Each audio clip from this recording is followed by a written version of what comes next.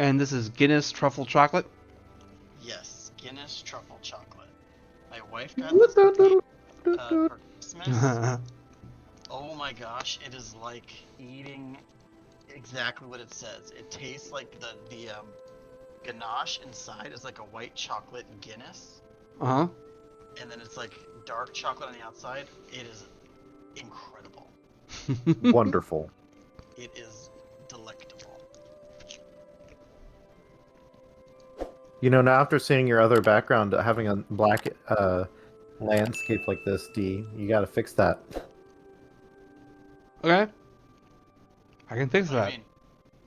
But his other scene that he's using for his just chatting stream had like a big ass like background that was there, and now it's just a black expanse. that we're Well, on.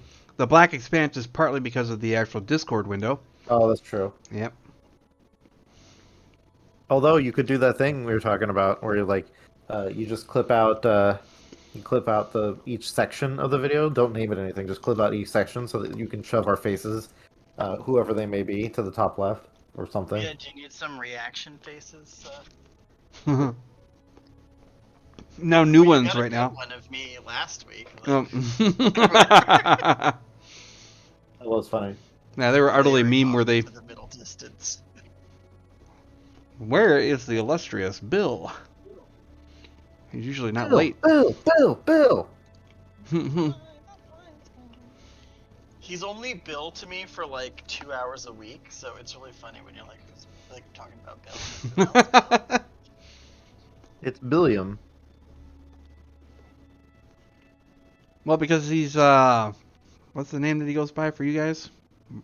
Well, Jordan, Jordan, that's the one. and then what Kimmy calls him, Wilgodan.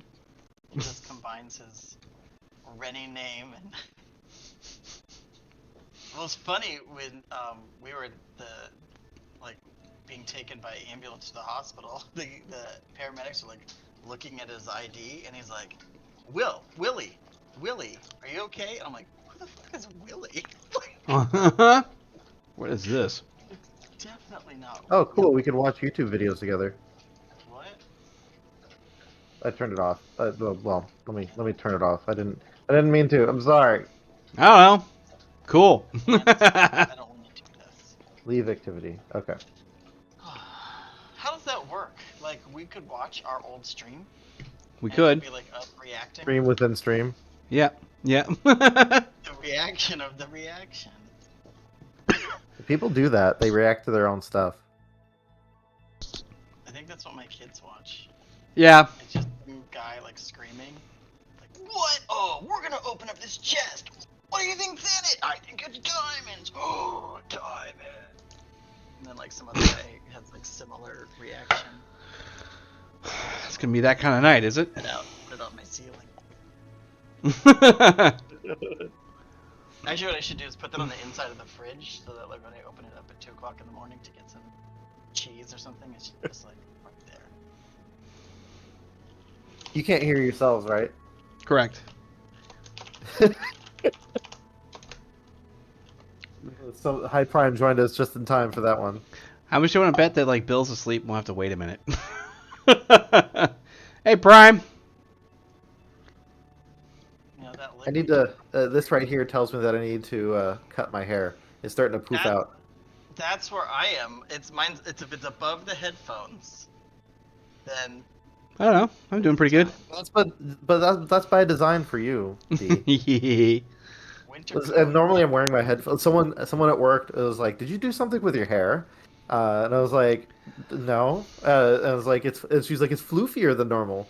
And I was like, I realized the next day afterwards that it was because I wasn't wearing my headphones. My headphones normally cover this thing up so that the poofy isn't in there.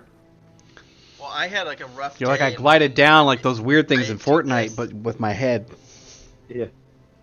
I run my fingers through my hair when I'm like stressed, so I'm gonna go like disproportionately bald on this side. But like, then my wife comes home, she's like, "Rough day," and I'm like, "No, what are you talking about?" She's like, "Your hair. The food levels are high."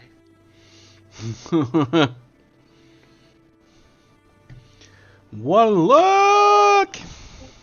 There he is with his The Bill. brand new He's a new image. icon. Yeah, it's been that way for a while. It was partly my suggestion. I couldn't help it. I found it and was like, hey. And that was a very loud notification. What did I miss? We're talking about your icon. Can you send me that picture, D? If I make new videos for you guys in Dark Tide, I want to make sure that I have this glorious new visage. What are you talking about? Amazing picture. What is it? I don't know. It's Can you send the It's raw file to us? it's a cat. Oh, yeah, just a minute. Yeah, Just a like minute, bud. Pirate cat. Yeah. Yep, stand by. Hold on. Hold on. We're scrolling through chat. Stop yelling at me! Wait, hold on. Yeah, raw dog us with that source. Did I already move it? Just wish there's a way to include my ears in the. Well, don't get a green screen and then chroma key it out. Yeah. Is it in my Goofy Pics? Where the hell did it go? Got my big ass green screen in here. Yeah, yeah. So just chroma key out the color and then you'll come in clear. There you go. That works. So what you need to do is get OBS, get the green screen behind you, and then make it so that Discord uses the OBS digital video so you can chroma key it out. I saw it. Yes, send it our way. I'm working on it. There you go. I'll just wear it like this. It totally works. A little hat. Mm-hmm. Oh my gosh, that is amazing. That was a like great picture. All right, I'm gonna save this. Is that Narsil? I want to make that as a D&D character or a Shadows character. Okay, has anybody watched Wednesday? No, I Yeah, haven't. I've heard good things about it. You I can loved talk it. about it. Hey. I don't care about spoilers. It's fine. I'm probably not I going to do, see though. it. But It was great. Well, Oh. so I think, so Poppy starts D&D Club. Oh, Inky starts D&D Club on Friday, tomorrow. Mhm. I was like, you need to make Eugene as a swarm druid.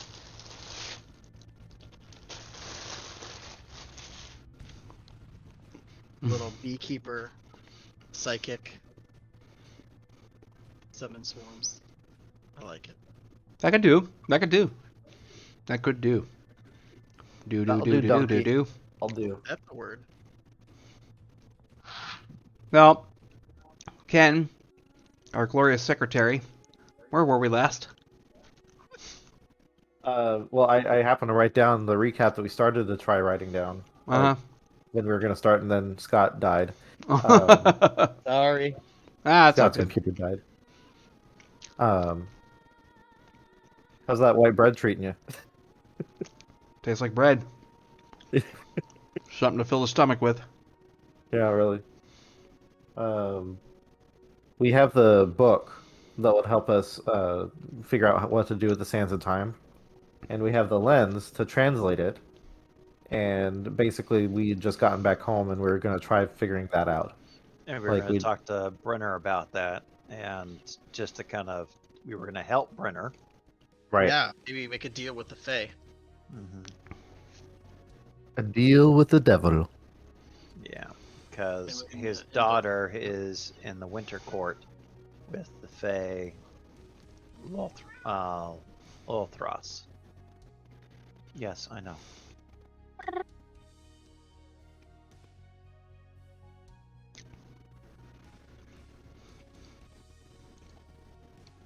Oh yeah. Okay.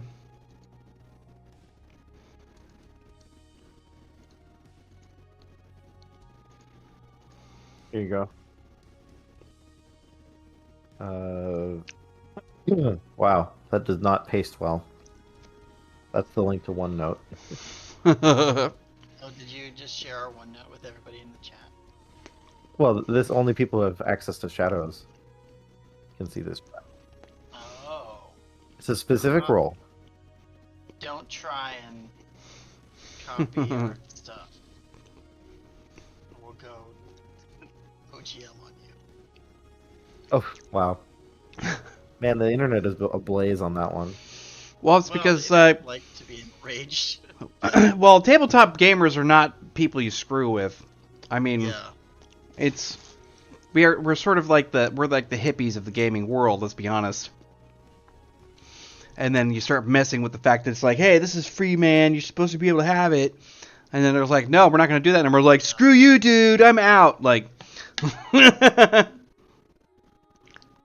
sure. monetize these dreadlocks, man. I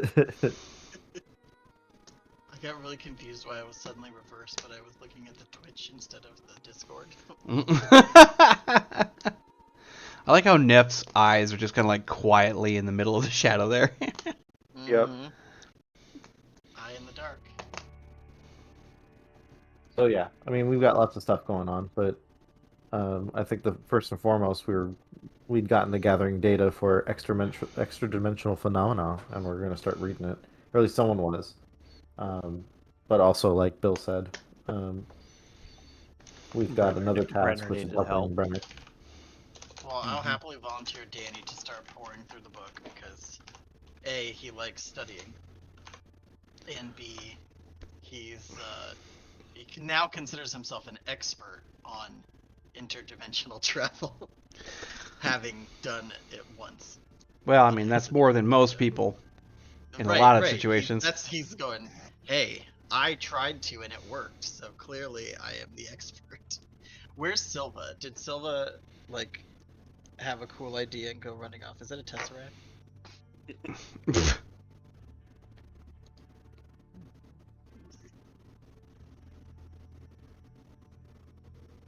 I don't know what that is, but that's a GIF that I could stare at for hours. Silva's still hanging around. Tesseract. Yeah, Silva's still hanging around. She's trying to figure things out. Here we go. Right now, let's see here. Yeah, I've got some details because I went a little bit bonkers, bananas. Let's You see got here. some deets. I'll be Well, right back. I went into my GM mode and started pushing some things through, so... And yeah, this must be all the notes that I took for that, exactly. Yeah. Right at the present moment, the clergy... Whoa. Hey, Inky! How's it going? You can't see my face, or anyone's face for that matter, because there's a wide range of emoticons everywhere. Good God. Whoa. Whoa. So, thanks again for the subs there, Mel. You're just wailing like crazy. Melting it up. Yeah. Well, mine would be crazy. Oh, I inky. So apparently, I gotta do there is a method to the madness on how those gifts are given out. Twitch really revealed it.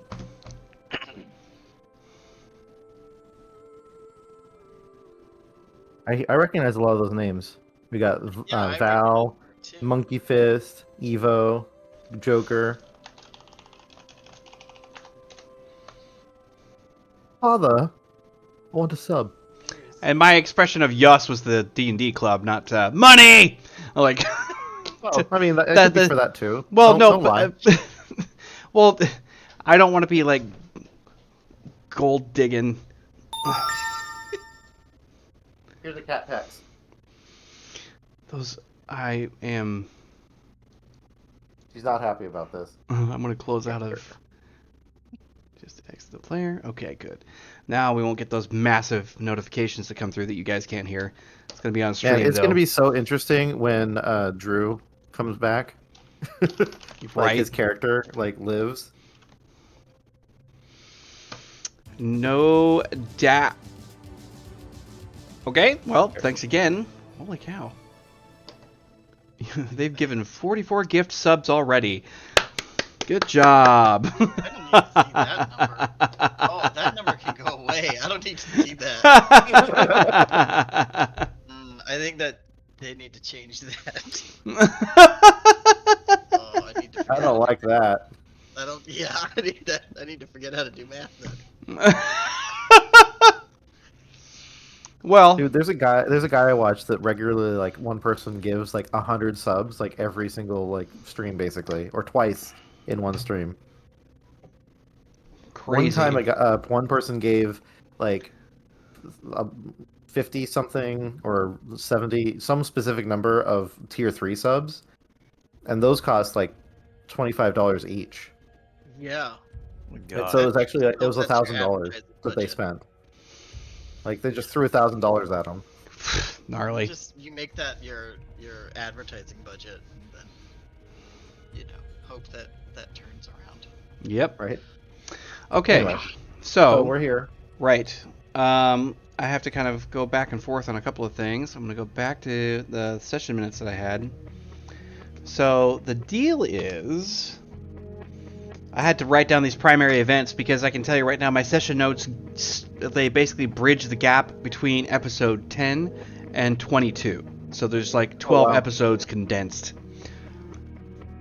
All took place in 3 days, game time. More or less, yeah. It was a pretty tight schedule.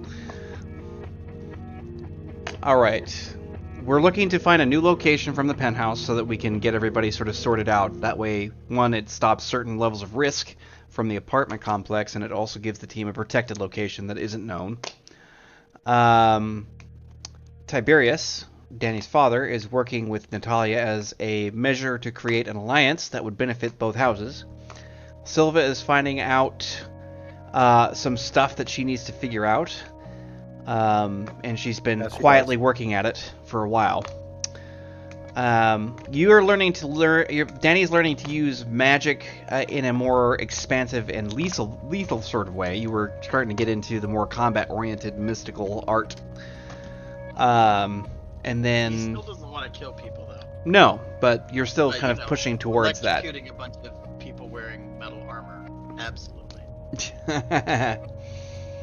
And right now, our present determinant goal is that we need to find a way to actually deploy the sands to wipe out the memory of these key members. Specifically, we have to get the gang leaders, both of them, and we have to get Alan Hollander. Those are the 3 targets that we have to make sure we get to.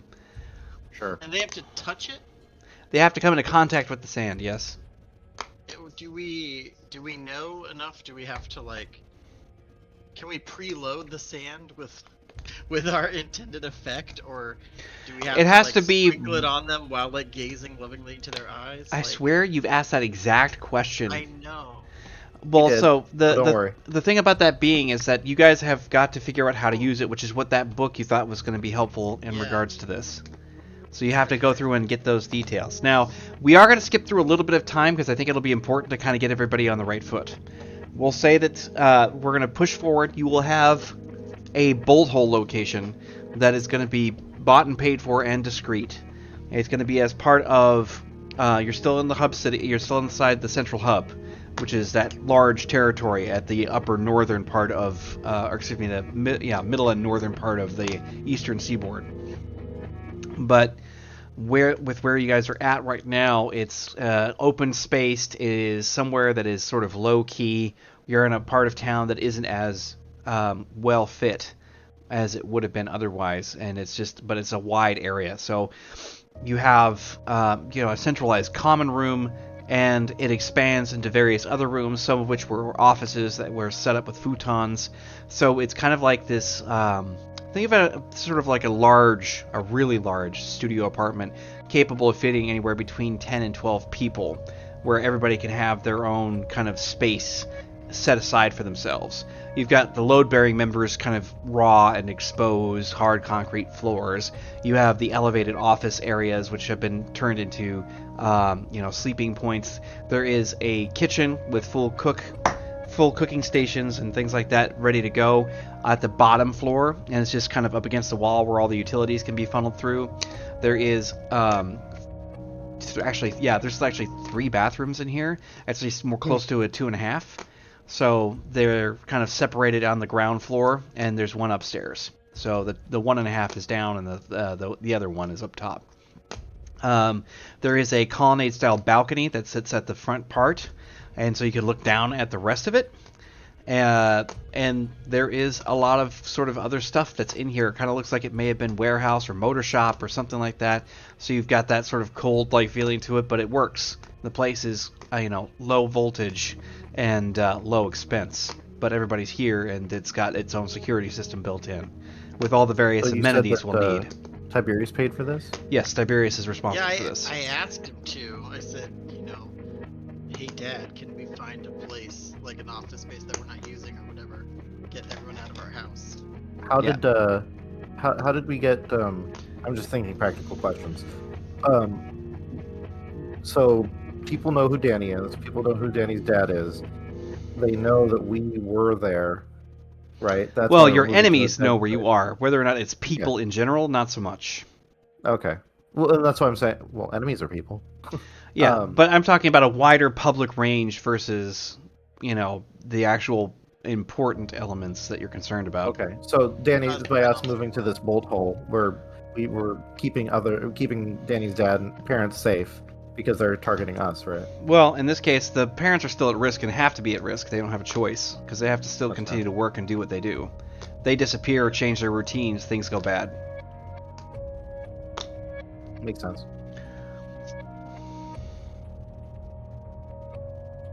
Man, it's so nice not wearing headphones.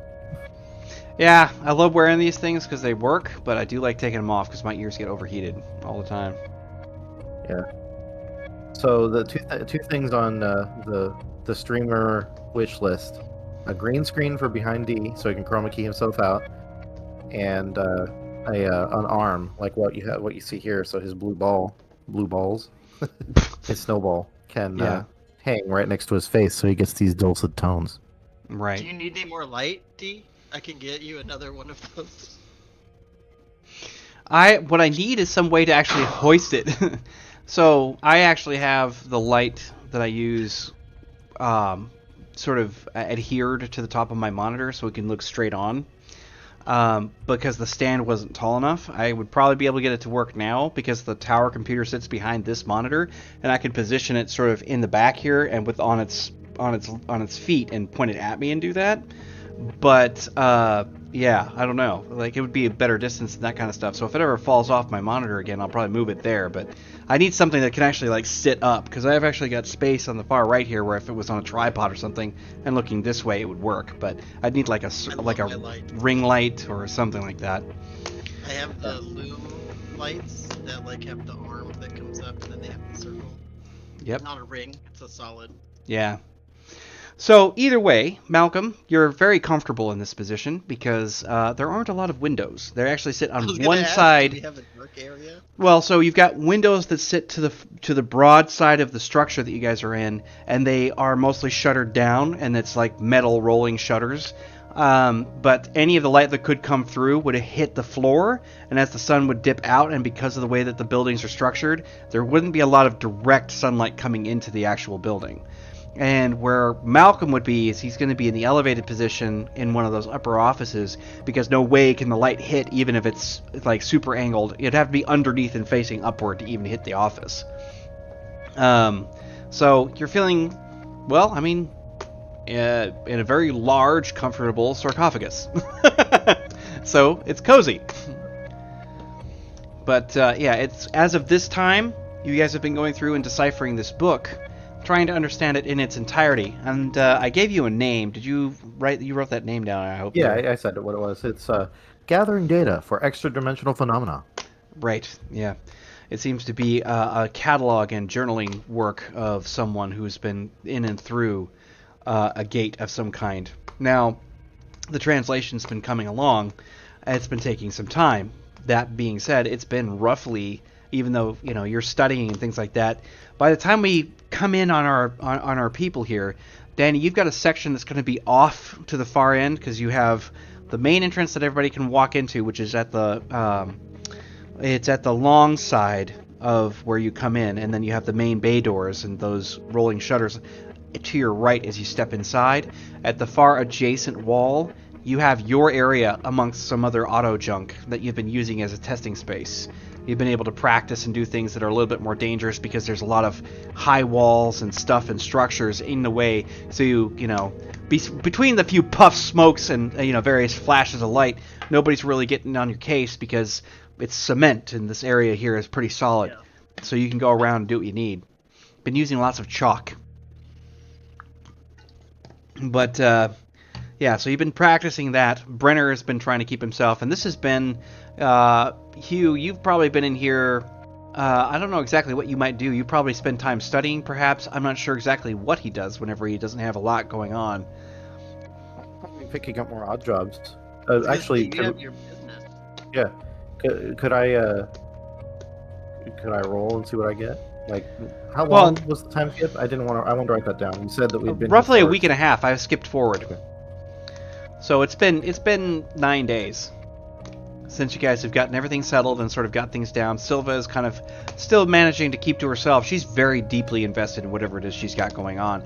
And Brenner is somewhat sidetracked given the fact that you guys have had to wait here, but he's being as patient as possible. So, okay, there's two things I'd be up to. During the day, when it's safer, I would be doing my, standard work. So I'd have calls routed to my new, fresh, fancy wrist. what did we And- assess your standard wage was, or what your standard what the hell is it called? How much my standard? Your how much rate. standard. What is your standard? What's your That's rate? the rate.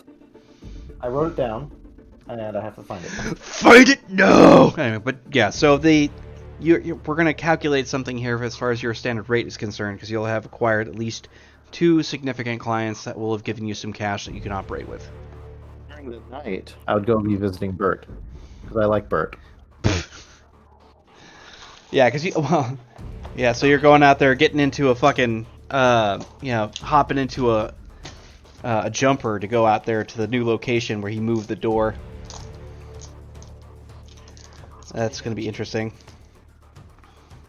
Well, and you're going to be safe on neutral ground. I mean, like, if anybody's going to be thinking anything, the Grand Marketplace is definitely a good place to go if you want to stay out of the way.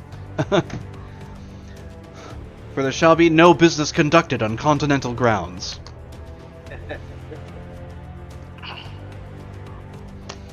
But whatever your rate is, we're going to take that. I'll just and write down what that is, and I'll find it later. Yeah.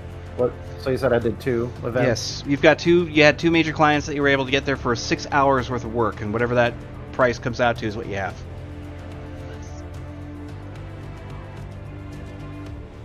Danny's on winter break, so he doesn't have any small stuff yet. All right. So it's Cool. Yep. We'll come in and it'll be early evening. It's going to be roughly 7:30. The sun has already gone below horizon, and Malcolm is up. Brenner is drinking coffee at one of the few tables that are in the area. You are well stocked. There's a full pantry. Not this one. What Is do I Barnaby want? here, or is he with my parents? Barnaby? No, he's here with you. He's your bodyguard. He's gonna stay. He's gonna stick to you like glue. Question, Yeah. or more of an ask. I guess that is a question. Go on. I want to start the scene with Hugh walking in and seeing Brenner and Malcolm, and he's going to kind of cock his head and look at Malcolm and is like, "Is there such a thing as like coffee blood?" Brenner's blood in 10 minutes. Is that what Danny says? Hi, have you ever put whiskey in coffee? Touche. Oh, would it be like that civet cat that eats coffee beans and then craps them out, and then rich people make coffee out of it? But if you just drank super the cat's fancy. blood before it crapped it out, He's just drinking his like teacup full of blood going, do you drink cat poop blood? Barnaby, who's in the far distance, just sits down a coffee mug on the counter and is like, "Well, I'm not thirsty anymore," and he goes walking somewhere else. he finishes his blood because he's not going to waste it. He just kind of like puts his finger in, like cleaning the rib and like licking the finger, and like, no. He was actually gonna chuckle after that. Well, and I'll set the rest of the scene real quick. 'Cause like I said, there just had some people there that, obviously Hugh walking in and just kind of having this conversation started. Like Silva's nowhere to be seen, and I think Vix is going to be just kind of minding his own business, kind of camped out somewhere, still going through the vast trove of information that's on the link. But go ahead, Bill. Vix could probably be enjoying the auto parts. Mhm. So no, Malcolm had just spent his week. He'd gone to see Willoughby casually Yep. because he got chastised for that last time. He went to go see the good father, so he could confess his sins for the week, which were numerous. This is when I got And Danny. and he did a little research because if we remember, he had upgraded one of his blood powers, Dancing Spirit 2. Yep. So he was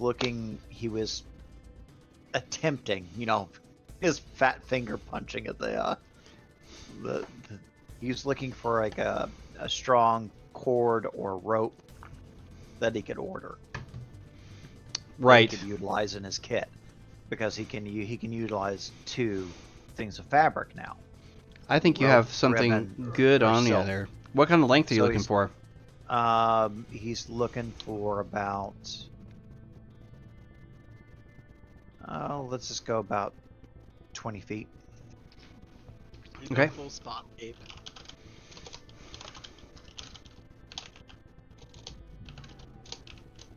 Because he's got his kilt that he utilizes. He wants to utilize more in his arsenal, something that he can hide within his kit. Makes sense. Bullwhip. There we go, Bill. You got 20 feet, two nano natural, yeah, which means that it's got nanocortical fiber in it, which is just as natural as you might get, but it's also rope that is using basically a treated jute. And Tensile strength. well, it'll be really strong. It's highly flexible and difficult to break, and also difficult to cut. Used for very specific work. Just like my mom. They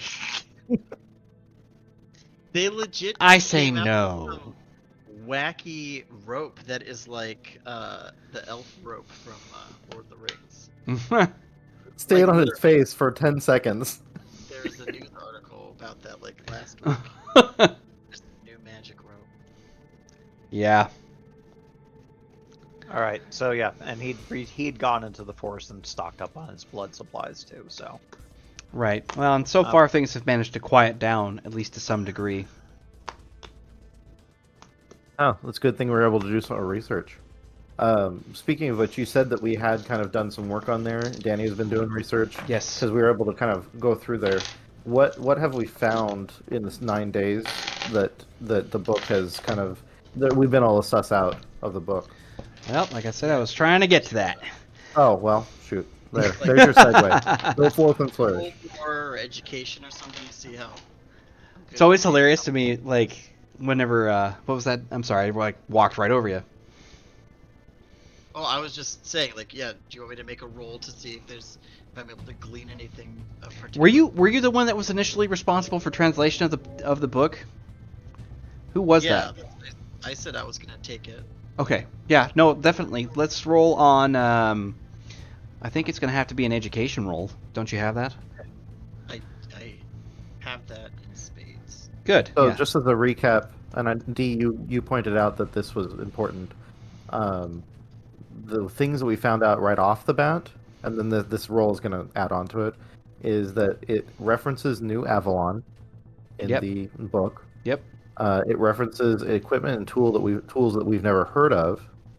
And one other thing that Danny and crew have to figure out is when we encounter a concept that we don't have an equivalent idea or concept for, the lens makes a best guess. So it's basically auto-translating or auto-completing. Right. Yeah, you're gonna get.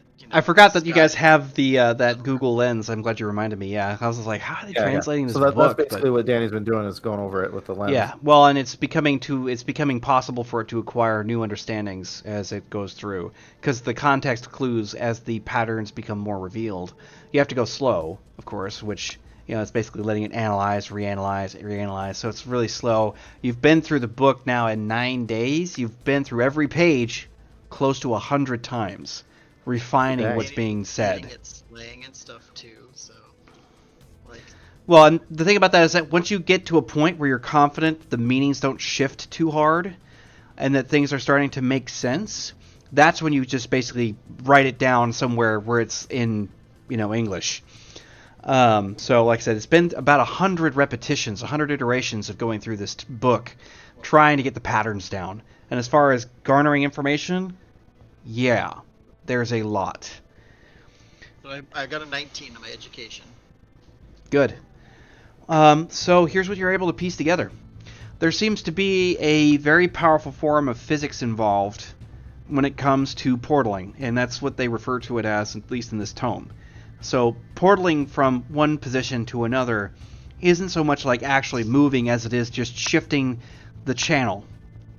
It's they must have something very similar to TV or Holo TV or something where they can shift channels and the rest of it, because the reference is basically this. It's like instead of basically physically moving locations, what you do is you end up switching the channel and the dimensions becomes your dimension. You basically create an adjustment that happens just like that. So you don't physically move, you just reoccupy a new space in a different frequency of space-time. Oh, I don't like that, but I love it. Have you ever heard of a book called Skyward? No, I haven't. Why? Because what you just described is exactly how cytonics work in Brandon Sanderson's Skyward series. Fucking collective consciousness. I figured you want to hear that because in that there's more stuff going on in there, obviously, because it's Brandon Sanderson. But how they teleport places, because they can, is that they go into the nowhere, they call it, which has no space, and then they just appear somewhere else in space time, like they just boop boop, which is what you just described in a different way with the channels. But that's hilarious to me. I like the idea of it being like we don't shift, but the world around us shifts. But then of course my brain is like, we shift to a Wild West planet and we're all in cowboy gear. We shift to Yeah, he's looking at it like a gamer now would we're look all at in it. black and white. Now we're all two-dimensional. But Yeah. Well, and that's kind of like that. okay. So it's like these fixed superpositions that you guys rely on. Everybody, like it goes through the theorem that everybody is not technically anywhere. That more or less, because we are not anywhere, we're everywhere, and we can just to that frequency. Right. In other words, we become an inhabitant of a totally different dimension simply by changing the resonance frequency that everybody has that wants to portal through. And this word resonant is really important because as you've been studying in magic and the rest of it, and Brenner kind of referring to it in the same way, you're like, that's why the magic is so important, because it's talking about resonance, a flux of space and time, making it so that you basically inhabit an echo of yourself somewhere else. Like I said, But it is like the multiverse. I don't like it, but I love it. I'm gonna give Danny the weebies. He's gonna. Yeah. Okay. So I'll do my best to explain this. Yeah. To the less intelligent members of the group. Well, and the other thing too is that this opens up lateral movement, because there's lateral portaling, which means that you can intercept, you can change where you are physically in the same exact plane of existence, in a lateral way, or you can move through dimensions in a vertical way, going through into another one, right? Or you can move so hard laterally that you wind up in an alt, which is exactly what happened with you guys a while back. Holy cow, raid! Renegade! Nice! Raid Renegade! Yeah, Renegade Puff raiding the party of 5. Hello, everybody! Oh!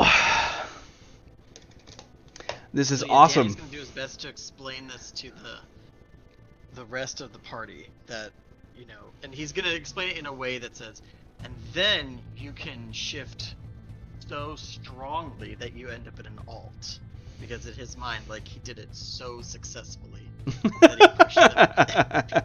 Instead of it being like a egregious mistake that could have resulted in all their deaths. Oh, nice! Thanks for the follow. I actually gotta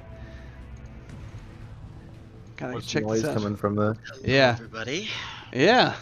We got a bunch of stuff going on. Hello. Yep, Renegade, thank you so much for the follow. I appreciate it. Gotta Yeah, resonate a little bit. yeah. Thanks, Grayley, for the recommendation too. I appreciate it. Absolutely amazing, 100%. Really is amazing. Yep. And so is Channel Awesome. Yep. No. Channel 1. Casually Hardcore. Yeah, Casually Hardcore. CH1. I say Channel 1. That's what I think of when I see it. What So, TTRPG are we diving in? This We're is kind of the fun one one. of our own creation. Yep. This is custom, bruh. And no OGLs here. This is not a like home brew of some other game. This is like our game that we're creating to eventually share with the rest of the world. Yep. To be fair, it took inspiration from a few different systems, but it has become fully our own at this point. Yep. I'll be interested Find more to. in the links down below. So yeah, it's the game. The actual game world is referred to as Shadows. That's where all the lore and the rest of it fits in. And yeah, so I can just give you a really quick swipe here. It's called Shadows. That's what the world lore is, and then the system is referred to as Synergy. So the system is not necessarily what's most important, at least for the moment. But Shadows is a multifaceted, what is definitely a cyberpunk mixed with supernatural, with a multi-dimensional element to it that happens to be very oriented around this sense that things are interconnected and there's a lot more going on. So you can have something as small as a street level, strictly cyberpunk type experience, and it can be as large as something you might get out of like any kind of fantasy where you're traveling across planes, meeting interesting god and demigod like creatures. It is fully expansive, and there's no ceiling to it. You can definitely take an oath of silence, be short and bearded, and heal people. Oh yeah, absolutely.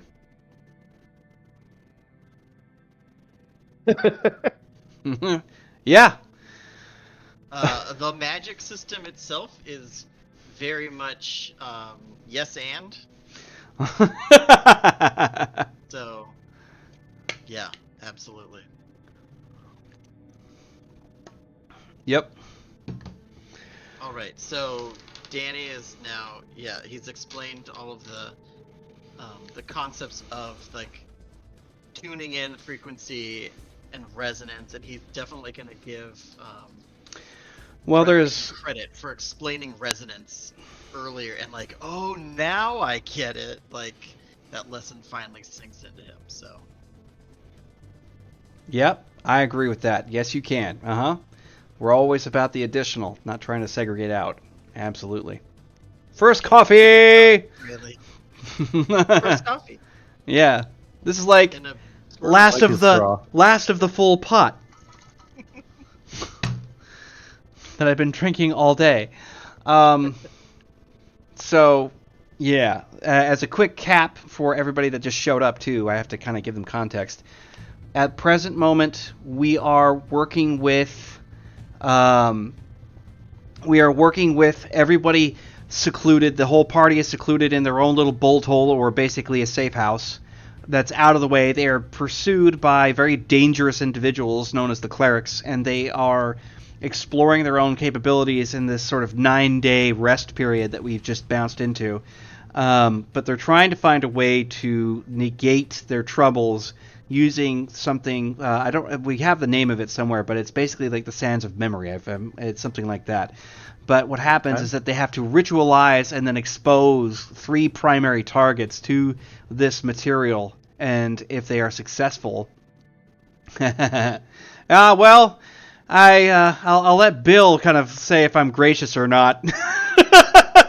He's like, you're a gracious DM, and I'm kind of going like, Well, the reality is Shadows is action consequence. So if you do something that has a consequence that could be unfortunate, you can end up having your character that you've slavishly put love and care into and devotion, and just made an entire backstory. This is not coming labor from of personal love, experience at all. and have it die the first session.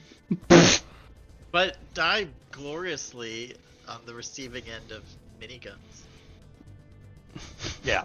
So it's very much you can do anything you can imagine, but there is always something bigger and tougher than you. Miniguns and magic. That's what I should have called this game. Oh my god. Might and magic. No, miniguns and magic. That's perfect. That's exactly what this is. Shadows wasn't my M&M. original name, but I don't.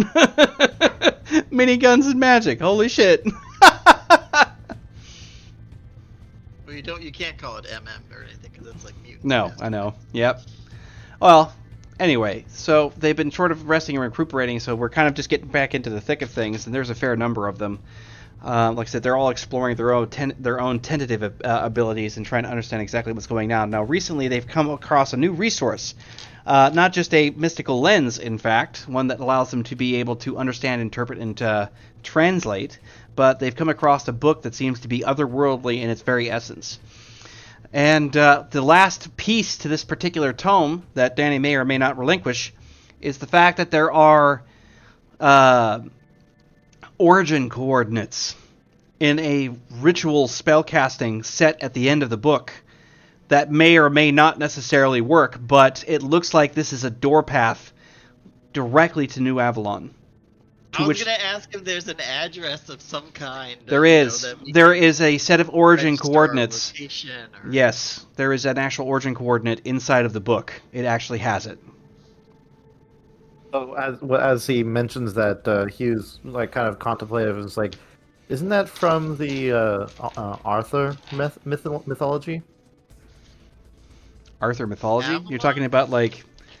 Oh, Avalon? Yes, that is from yeah, that. like King Arthur stuff, yeah. Yeah. King Arthur and... Wait, Brendan, Malcolm, King Arthur's not real, right? I like how he's asking him that. It just like... You're old, aren't you? I'm not that old. Brother? I don't... You guys, like... I gotta use one of my 30 my is rolls. like... I'm gonna do legend lore Okay, go ahead. for King Arthur, New Avalon, if the connection is there. Didn't you study at the Robes of Merlin or something like that, Brenner? I don't... Brenner's just like, looks over, it's like, technically, I'm much older than your friend Malcolm here. It was actually prior to the 14th century.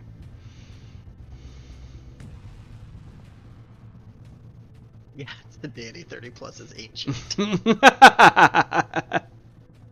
Oh, dang. God damn! Exploded. Yeah, it did. Explosive. Oh, also, Renegade Puff, our dice are D10s and they can explode. So 15 on the die by itself, which means 27 total. That's a good number. Oh, Yeah. Let's explain exploding. That means, yes, thank you, Inky, for that. That's perfect. But, no, so what happens is that if you get a critical, like rolling a 10, you get to roll and add to whatever your previous number was.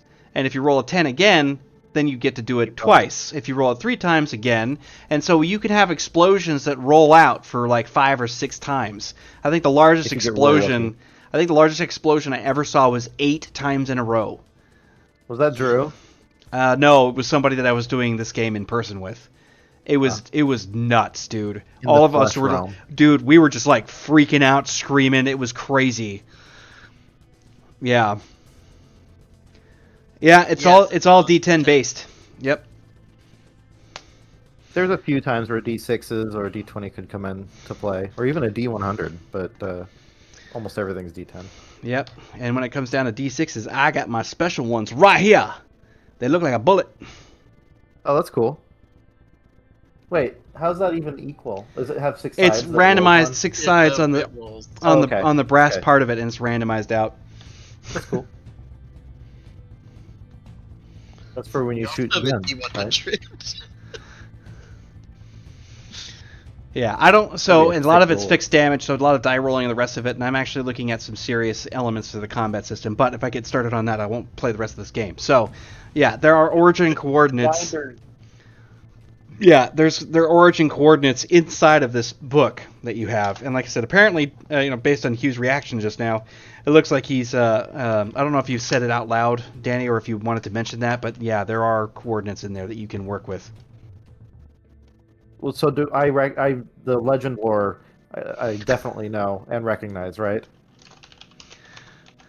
What's that? So the legend lore I just rolled on, I definitely recognize it, and I definitely is there a connection there, or no? Between Avalon, Legend Lore, the rest of this, Avalon is a mystical island that's apparently adrift inside the mists, no longer to be found, and the whole Arthur legend is about the fact that it disappeared shortly after everything concluded in the original. Lapita? What? Like Lapita? I don't know what you're referencing. Okay. When I heard mystical island that's floating in the mist and goes away, like it sounded like. Totally.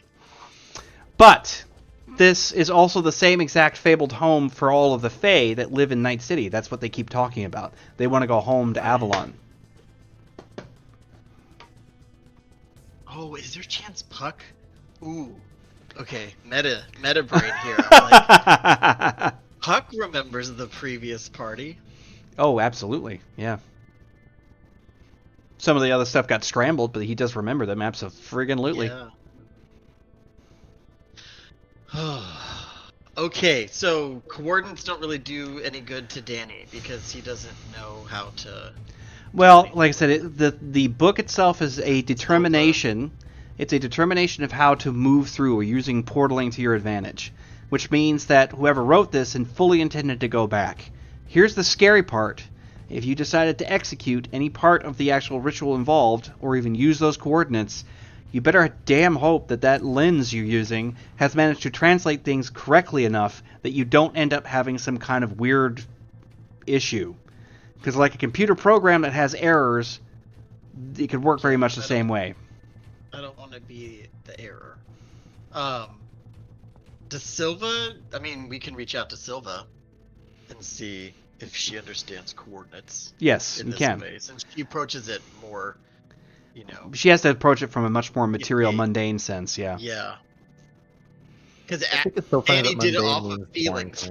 he did it off feelings. of feelings. And he's a teenager full of hormones, so he's not. And he's like, chance to talk to girl, check. I have excuse, check. Yeah. Just go through it. As a matter of fact, Hugh did exactly that. Yeah, he said, hey, I bet there's friends we haven't met yet on the other side of that gate. Well, no, remember I saw the guy walk in there. I was like, oh, let's be safe. But that's everybody else's perspective is like, hey, there's possibly friends over there we've never met yet. So off he goes. Nobody knew his motives. The secret of Malcolm getting that rope is called the Hugh Wrangler. Oh my god, you gonna have a child backpack? Are you gonna give Hugh a special backpack that has a cord that goes to your wrist? I'm not saying that the nano-natural material rope, that it goes 20 feet, may be used for that, but I'm just saying that it might have a future use. Oh, Hugh leash. Oh. Slight electrical current through it.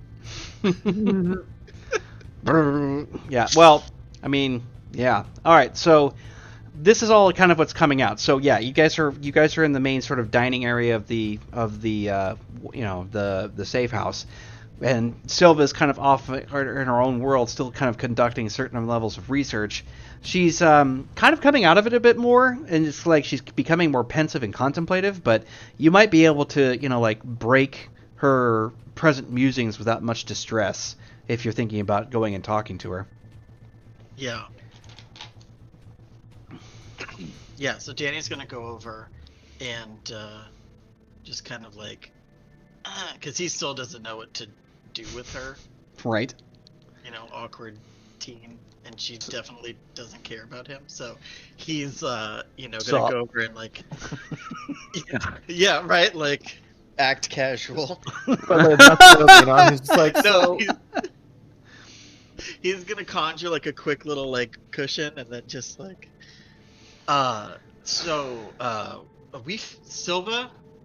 we found an address She's just of the basically elf on something, just kind of in this listening. place. And I was thinking, since I did such a great job with the trans-dimensional travel, now that I have a location, that probably I could show you how to do it, so that you can also understand the sense of accomplishment of such a big This is the trans-dimension. part where he mansplains. How you doing? Yeah. God damn it. Get out of there, Jack Black, with your silly shuffle. All right. Well, she just looks over at you. She's like, "Really?" Yeah, so I'm gonna do like a I don't Production know. roll. Well, so she's got her feet sort of propped up against the wall, and she was like leaning back in a chair, and then she lets the chair Yeah. just hit onto its forelegs while she like releases the wall. How about you just show me what you found, and I can tell you if there's anything viable in it. Yeah, that works too. And he's gonna like hand the lens and the book, and then he's like, "Oh, I wrote it down. You probably just want it in." Yeah, that's fine. If English. you've got it in an already Yeah. pre-translated format, that'd be great. Yeah. Oh, I'll be right back. Mm-hmm. And he's gonna, shuffle away and like be confident. You can do this. And then like come back and be like, "Here, I translated the whole thing, and read it like 100 times, not because I needed to, but just to be thorough." She's like, good. Like that takes the text that you've actually pushed out there. She takes some time. You of course probably are going to be pointing out the specific sections that are of note, so that she doesn't have to go through the Yeah. entire manuscript. She takes a look at it and actually becomes a bit intrigued whenever you start pointing out the origin coordinates, etc. And she scratches her head a little. She's got like that punk hairstyle with the the designs in the side part with the short hair on the sides and then the top flowing out. But she's just like, actually, this seems like it's actually somewhat viable. I would never want to try this myself, but then again, I don't have the skill to be able to do something like this.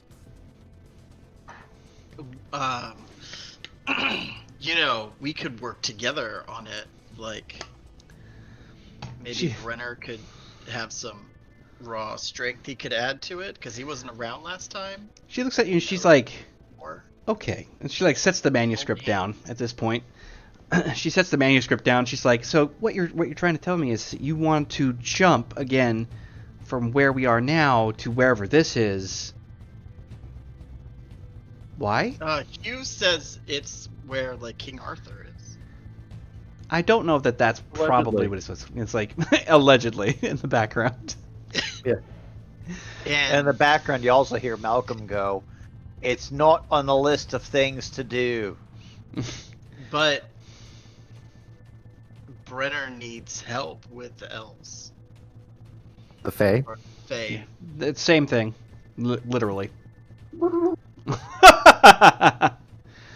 He's like, okay, all right, I can see where your tiny brain is trying to push this logic together.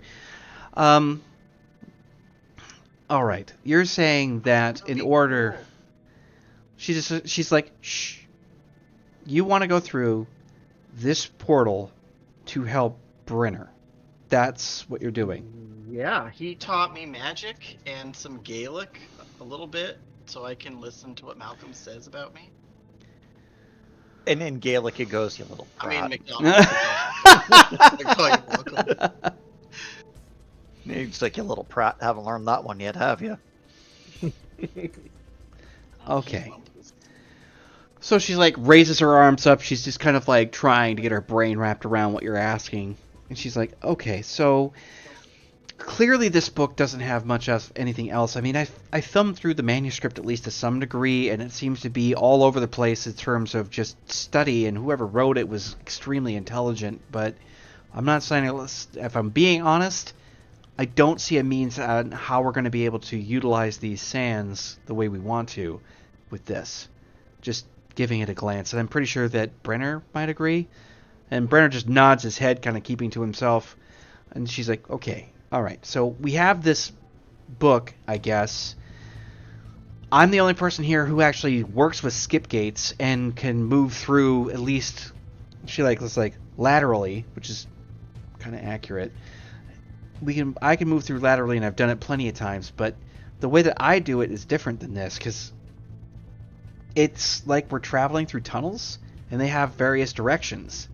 While this kind of says something the same thing, this is different. Specifically in the fact that we actually don't have to move. We can do it from anywhere, which I don't know exactly how viable that is. And Brenner inserts while she's speaking. It's extremely viable. In fact, the Fae often use that as a technique. It's the reason why they always seem to appear from out of nowhere and then move through various points. They have anchors. It's traditional for them. If you ever have heard of any particular dryad, they have a tendency to move through the forest at incredible speeds, when technically speaking it's more like they're walking from their bedroom to their closet, because the space to them is that close together.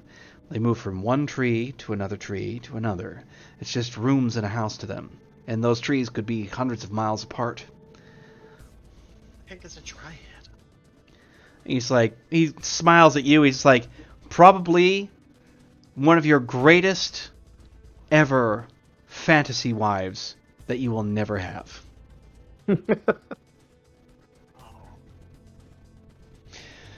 Trust me, you don't want them anyway. They have a tendency to leave their husbands out by the tree that which they were found, in which they commit suicide because they don't feel love anymore. And he goes back to his coffee. So anyway, so we have an address or whatever coordinates to get to there. But do you know what our coordinates are here? Like, if we go there, how do we get back here? Because, again, this last time, I was kind of flying blind. She thinks about it for a minute. Okay, well, I'm guessing that what they did is they must have found, like what Brenner's saying, is they found an anchor. Now, I don't know exactly what the heck that anchor is. I just know that we have to have one. It's kind of like a, like a pin on a map. You can kind of retrace your steps, so to speak, even if you don't take the same road. But we have to find our anchor. Either it's already here or it has to be made. I don't know which. It might be safest if one was just in place, but hard to imagine that making one would be terribly less efficient, maybe less stable. She kind of looks at. I can't make that. Brenner is scratching his head again, just listening to this conversation.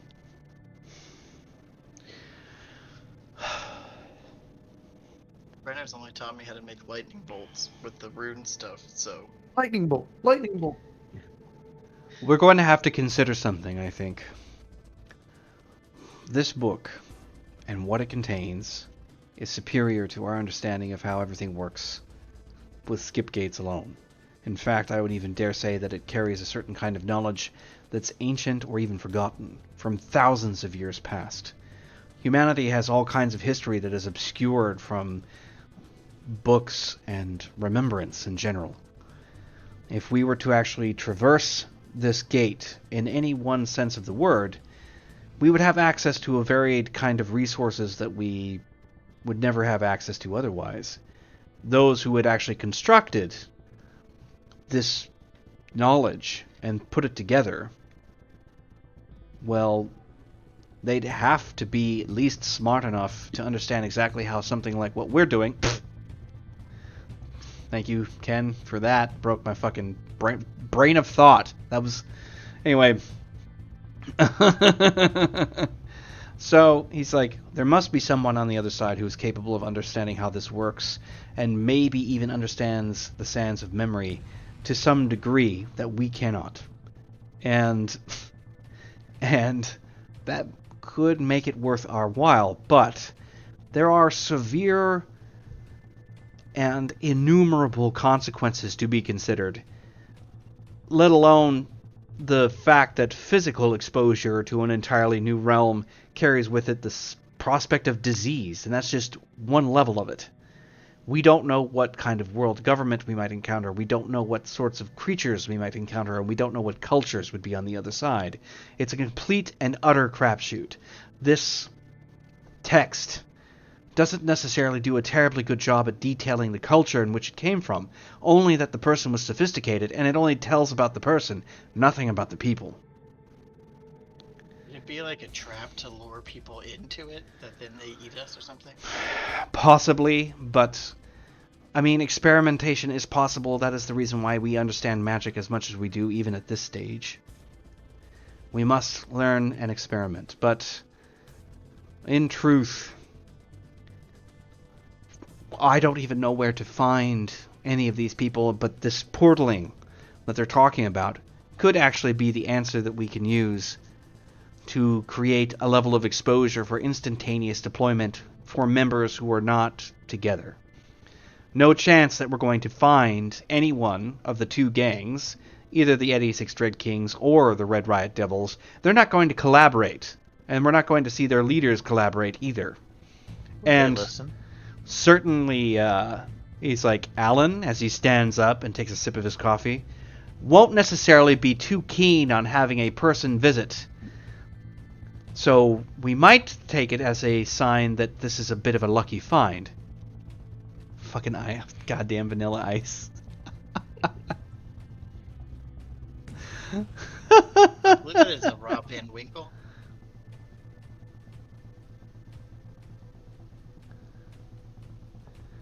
Oh no. Is that a pig? That is totally a pig in a thong. Oh my god. Oh, Black Mirror flashbacks. Ew. Ugh. Anyway. Parasites. That's a silver award then. Ugh. Not a golden dick yet. That's what's waiting on the other end of the portal. I'm changing the music.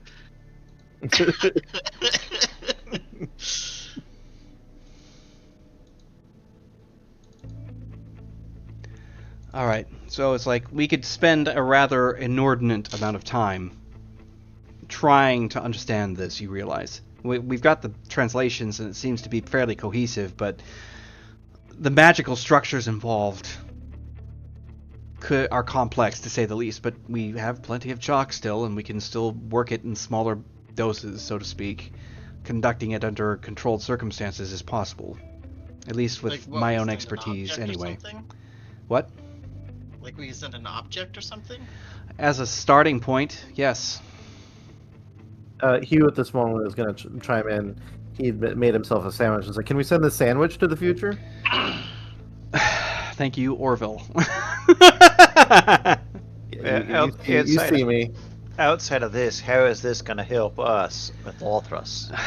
It's a complete and utter gamble. You can see Brenner just like literally burning a fuse out of the side of his head because it's like, I don't know why, but it does seem to be pertinent. On top of the fact, he just stops in his pace. He's like, we're doing this.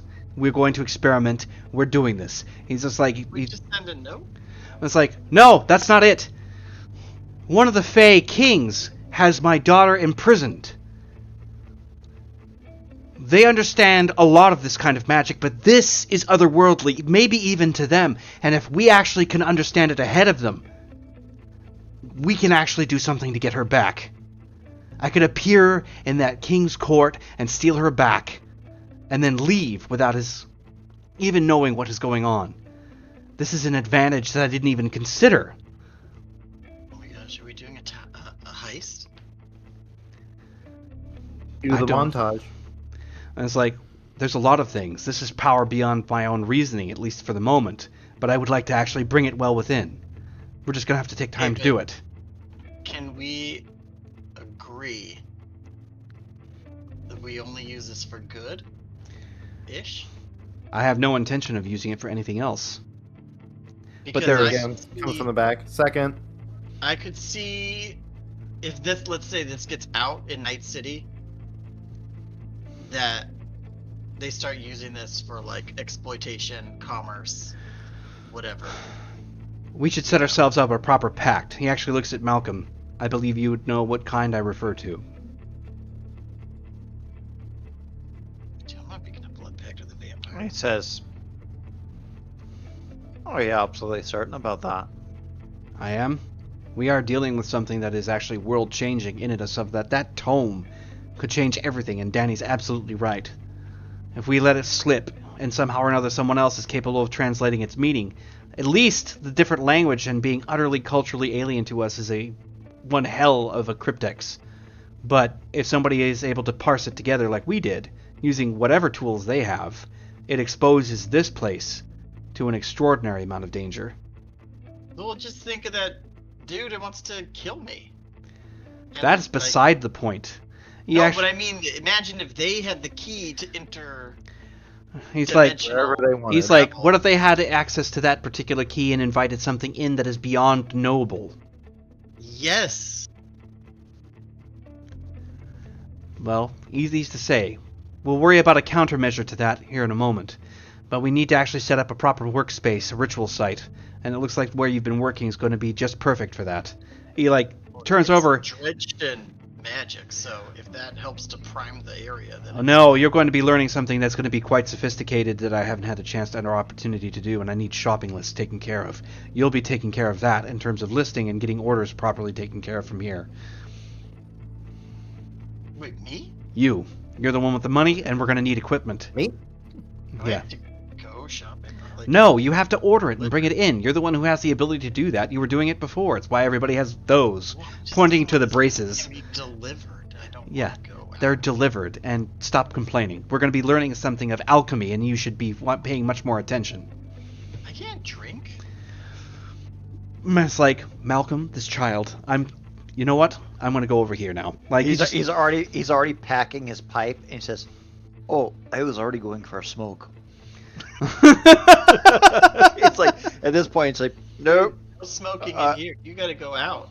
Oh no. That's the blessing. And then he just walks out. Yeah. And he just kind of winks at Brenner, like, Yep.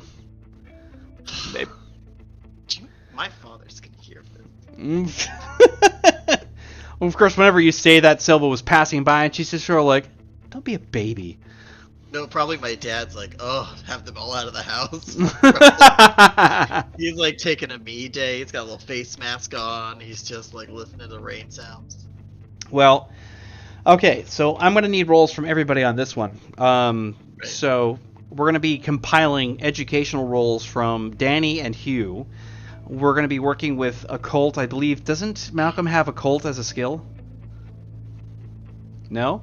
What skills do you have in terms of legend, lore, occult, education, any of those? Well, he doesn't, because remember, he was just a soldier. He was turned, Yep. tortured, and then imprisoned.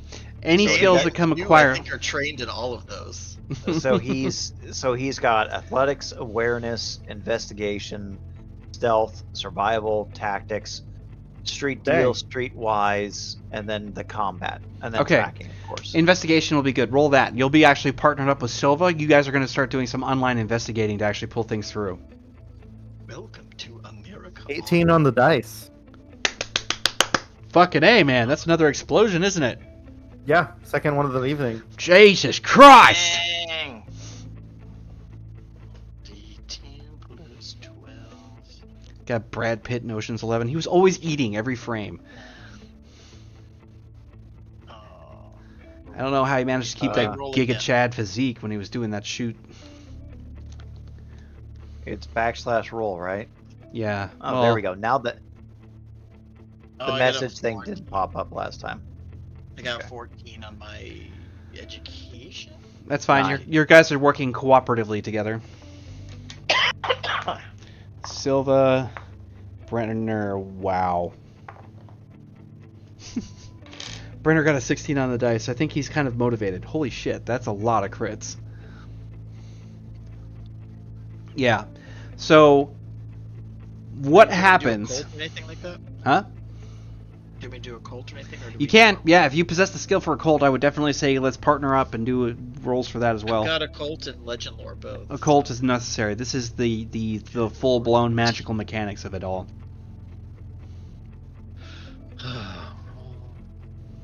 Did we do a pact or no? We haven't done a pact. That's a countermeasure. Oh. We'll work on that as Okay, soon as so- we can verify the viability of everything. 18 on my occult and a 14 on my education.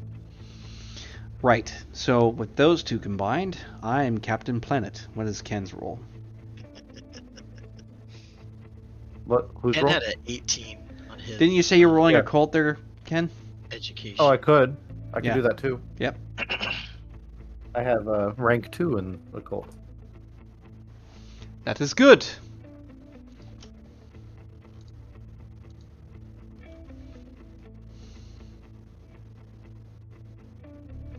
Let's see what we get here. All right. So over the next 14 on that one. Yeah, you guys spend another 6 days in this safe house working very hard on all of this. And nobody got below a 14 on any of their rolls, it seems. Oh, I did. You did? What was the one you got under? 9. 9 for your investigation? Mhm. Okay. Well, in that case, that's the only part that slowed anybody down. But it's because of the technological crossover. But your insights were still good because Silva was running the PC part of it, so she was working on a lot of the computerized elements, and you guys are starting to form like new ideas in terms of how this was all pushing through. And you helped her with hunting down the various rabbit holes that you guys needed to get things going on. This project has pushed everybody cohesively together. And it's one of those things where it's like Danny, Brenner, and Barnaby are all kind of collectively working together. Barnaby being more the heavy lifting, moving shit around, making sure that everything is set up and organized in your ritual space in the correct way. With Brenner kind of giving instruction as to how alchemy kind of functions.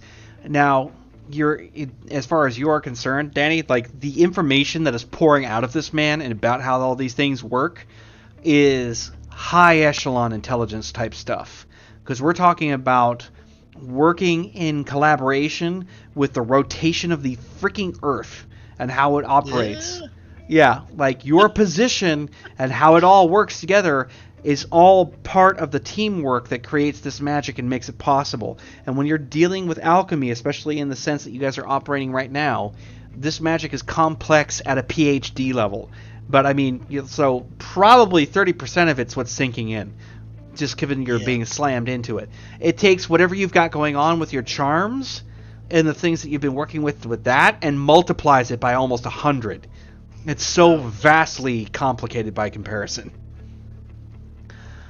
So, and then Hugh, I mean, you're going backwards and forwards between this as connective tissue between these various groups and their individual projects and how they're all fitting it together. The premise here is that you will create a ritual space and you coordinate like between the equipment that's purchased and brought in, between the investigative information that comes from Silva and Malcolm, and you bring that over because that is where the alchemy is in high demand, and you start creating this point. Now, when you guys complete it at the end of 6 days, everybody's got kind of a certain level of like bags under the eyes, except for Malcolm, because the only way that dude looks tired is when the sun up. Otherwise, it's not doesn't happen. Or oddly, when he's around Danny, he just You force that immortal youthfulness out of his face, pushing him to frenzy. Yeah, I mean, like, so it is a long haul. There are several 12 and 15-hour days kind of dedicated to this, but yeah, I mean, it's work. You guys are pushing it together. The ritual space. We're highly motivated individuals. Yeah. For our lives and all. So what you have is a hexagonal metallic frame that has been compiled together that has, at the each one of the intersections is a support beam with a similar structure to that of Stonehenge, but it doesn't have the interceding the rings on the inside. It's just the one ring that goes around it, but I said it's hexagonal, which is specific. There are binds that come together like cable binds with a ring at the center that go over the top that has been pushed up at a certain elevated level, so it's sort of partially domed like this. But that metal ring connects the various chainwork that goes in and around it at the top. So it's kind of like you've created a weirdly industrialized looking gazebo inside of this place. But each one of these supports has been anchored into the concrete and made sure to be pushed into that position. What's also happened is that Brenner has been working with the concrete, which he refers to as basically hard mud. He's been able to create various spiraling rings of all kinds of arcane information. And it is a spiral. So you end up seeing top to bottom a sort of perfect simulation. You know, there's the two-dimensional spiral out the ground floor, and then there's the three-dimensional spiral created with the chainwork up top. And it comprises this sense of almost like stepping into, a space that's kind of warbling out of normal space. It has that feeling. There's no actual, visual confirmation, but when you step towards it or around it, there's kind of a hum to it. I got the resonance. Yes. I got that feeling that Danny gets. I got a feeling. Yeah. Yeah. Deep It's inside. Danny's gonna have like a magic tuning fork that he's just like. Whoa, whoa, whoa, whoa. it's actually not a bad idea. Oh, Anyway. the bolt. Get the little tuning fork hat. Beep. Yeah, no, not that, but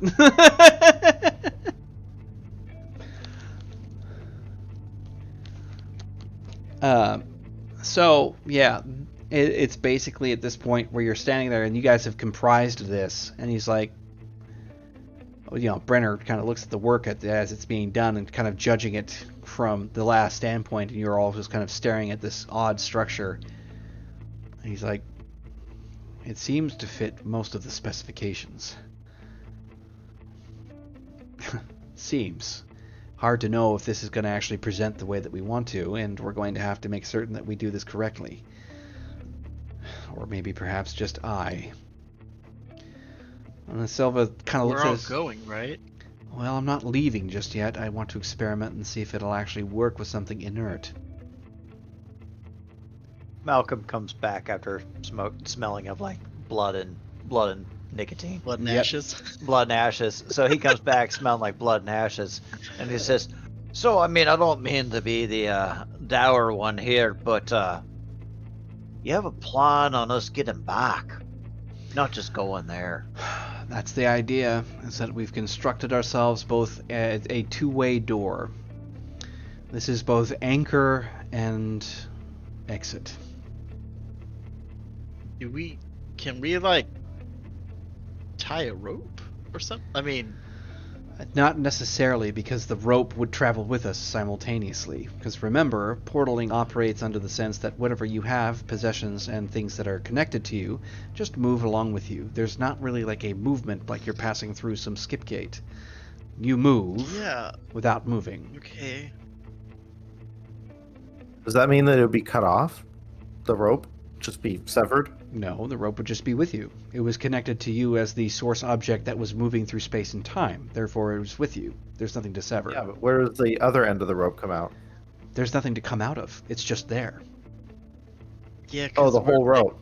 Yes. Yeah. If you're holding on to the rope, it would just take whatever it was. The rope itself would just come with you. Nothing else.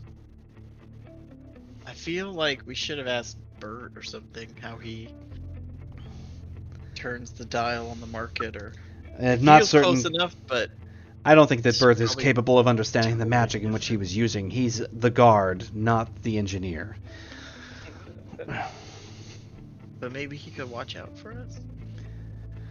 We don't really He's have not time going for to come this. out. He's got a job to do. So, we must send something inert through and find out exactly how it works. And I'm going to have to find a way to see if we can actually manage return trips using one of these. He actually holds up a small stone, just a round piece of smooth river rock, which is pretty common in places like pet shops and things like that for aquariums. And he's just sort of like, it's been said as a charm, as a matter of fact, due to re-execute the same spell in which it was issued within 5 minutes. So, if this works the way that I think it will, we execute the spell here, the rock, disappears. 5 minutes later, it reappears. The longest 5 minutes. Do we mark it in some way so we know it's the same rock? He just like looks at you and holds it up to your face. There's clearly an insignia and several engravings into it. He's like, it's distinct. All right. So we just sent a rock somewhere for 5 minutes. Yes, and then we'll see if it comes back. The longest 5 minutes of Danny's life. Always worth a shot. He goes towards the center of this structure, lays the stone down in its middle, and you can hear him whisper a few words. Now, you know that Brenner has got some serious clout when it comes to how he operates. You're aware of this. But Yeah, he barely taught me anything of what he knows. Yeah, I mean, you've been sort of studying just like any newbie wizard. You're studying the very bare bones basics. Yeah. Oh, he was smart to not teach me too much. Yes, he was. Reference Bogwitch. Conjure some more McDonald's. All right, Inky, you have yourself a good night. Thanks for sticking it out. If I read that correctly, it looks like you're really hooked in on the story, which is awesome. That's what I'm aiming for. But have a good night. This is recorded, and you'll be able to see it on YouTube at some point. Yep, they do Once you're come out. 13 and you can watch all the content.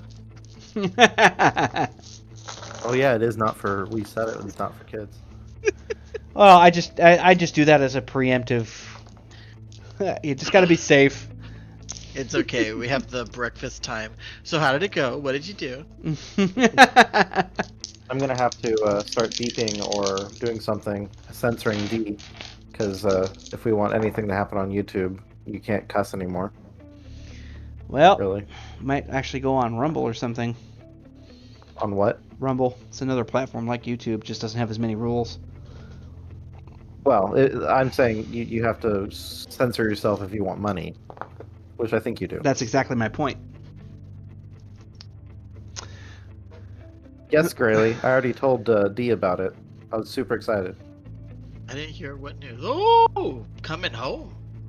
Or Oh, yeah, coming yeah. to the US. Yes, and I was actually I was going to mention that earlier. I was laughing because you're coming to the Pacific Northwest, which is fucking geez. awesome. Another one. Yeah. All right. So, My yeah. condolences. So the biggest thing about this is that he starts to channel some power through this thing, and the structure reacts to him as if it's a living creature.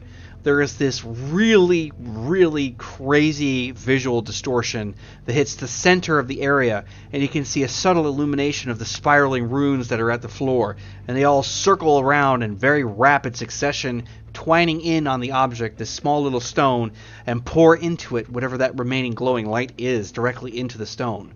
Of course, everybody is standing back from this because they don't know if it's going to blow up or what, but they can't go anywhere, and this whole crazy project's taken 6 days. The schematics were practically in the book, so you guys were able to kind of formulate how things worked, but it was through Brenner's assistance and everybody's like handling of things that managed to make it function. But you can hear that like that as this vibration starts to kick off. The stone goes really white, almost like it's going to turn really close to like several hundred degrees hot, and then just isn't there anymore. In an almost anticlimactic sort of way. It just kind of vanishes out of nowhere. And so he's just I enjoy that. kind of standing back, and he goes, "We're not dead." Smell. But there is a very strong sensation in the way that this is all pushing together. There's something about this that definitely feels like a pulse, like there's just a thrum, and it's coming through the concrete, through the air. It's kind of making people's hair stand on end. And Can I do an awareness with my yes, you like can. magical stuff awareness? Magic See, stuff. like I said? Magic stuff awareness. Go. As Malcolm goes, "Oh no, we're gonna get sucked off Magic again." Awareness 18. I gotta use the phrasing from Ghosts. 26 on magic awareness. you're watching a swirling cyclone of magic in the center of this thing, in all kinds of iridescent, stunning color. And sort of by it, in a mildly connected sort of way, you've got Brenner standing right just outside of the border of it, sort of feeding into it, because you can see this sort of entwining of energy between himself and this gate, and it is just over. Like, you actually have, I'm not kidding, you've got tears coming out of your eyes. You're so incredibly awestruck by what you're watching. Does Brenner look like he's in danger at all? No. The energy is stable. It's not rampant or out of control or wild. It's in very much a controlled state. I guess he would also be flipping down his little monocle to see what's going on. Yeah, and you're catching all kinds of reverberations. It's not quite to the same sort of like 4K amazing that Danny's getting, but you definitely see a massive flux of flowing energy through here. Are you like seeing the Matrix? Like you're seeing the data feed off of it, and I'm seeing the Aurora Borealis, and More or you're less. seeing like electromagnetic readout. Yeah, the little... Yep. Yeah. You know, I don't really like him, but I forgot Drew's character's name. Max Smart. I was gonna say I don't Max really Pedro. like him, but maybe There you we go. could get Max back. That's awesome. We can actually get him back that way. Yep. He's gonna come back speaking another language. It's like, I figure he's gonna have like an eye patch, like he's gonna have like a full beard and like missing an arm, and you know. He'll have the be like lenses of those sunglasses Max. implanted into his head. Right, oh, yeah, right. he has those I cool figure he's sunglasses. gonna come back cybernetic or something. Yeah. But that place did not seem technological, like in that way. No, No. it'll be like pull start cyber arm. Nice. With the, they have a throttle like. Oh, like Chainsaw Man. Yeah, Well, yeah. He'll be full Ash. He'll have his boomstick, chainsaw arm. the wait of 5 minutes is long. Excruciating. It's long. But then you start to see that there is a flux of glowing light that comes through, and the stone slowly materializes, becoming that same cherry red until it's just there, with no other Right real visual cue of what's going on. However, there is something subtly different about it.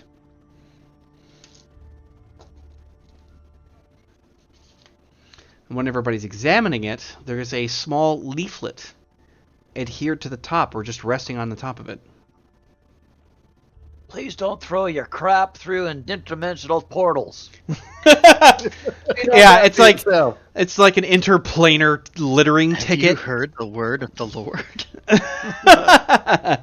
Oh, it's like Have you it's like given Ghost yourself to Stories. the Lord Jesus Christ?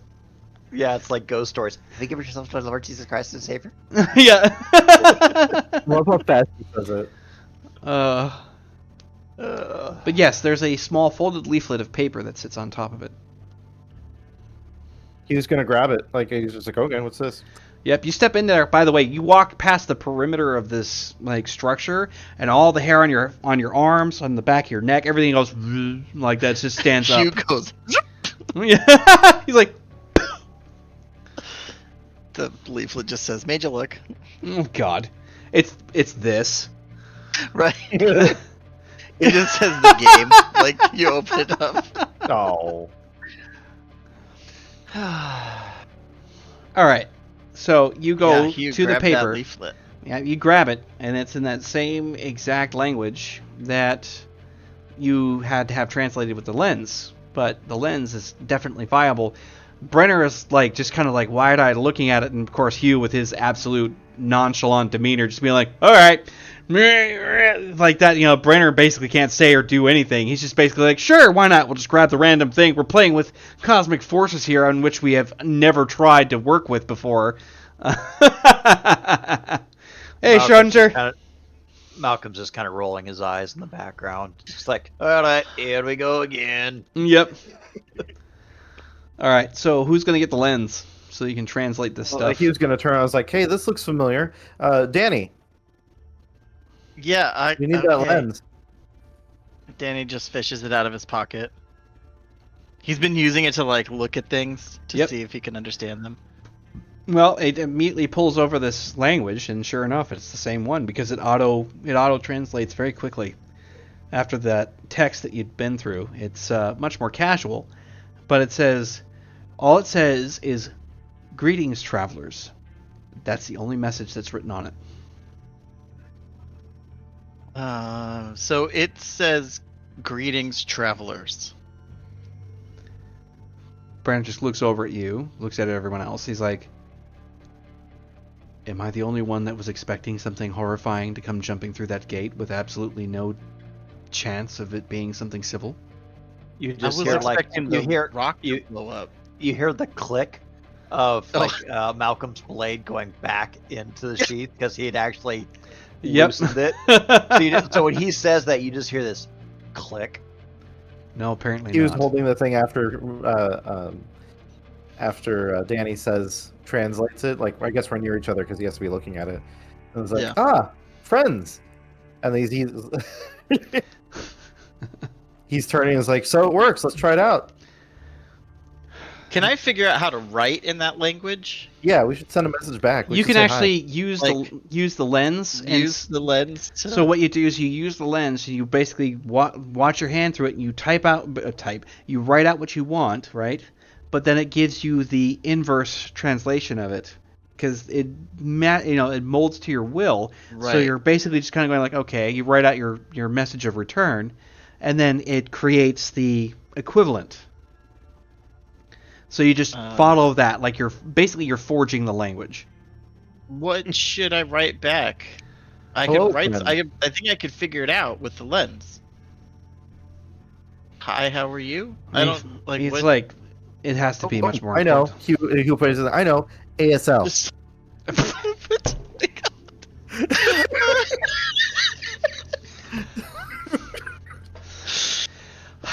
For all the youngins out Ken, there, that's you're on timeout. It's gonna just say 4,000. I'll be right back. Holy Avalon. crap! Turn off your mic. I did. Shut up. We're gonna hear a heavy stream now. Seriously, welcome to our stream. It's just gonna say four. Straight You know. streaming on stream. I hate you. Streaming on stream. How did he make his background all green like that? It's because his icon is green now, so it picks the dominant color to make it. Oh, okay. Yeah, that's why mine is brown, because my beholder thing is kind of brownish. Yeah, that's cool. Okay, so we should definitely come up with something succinct that we can write back that has as small grammatical ambiguity as possible, right? Like if we say like "What's up," like they I won't. was thinking, see you soon. They seem friendly. We should see them soon. Can we Everyone come seems over? friendly to you. Can It's we good come that- over? Is your mom home? Can I come New over? dimension. Who dis? Who dis? Oh my god. ASL. You shitter.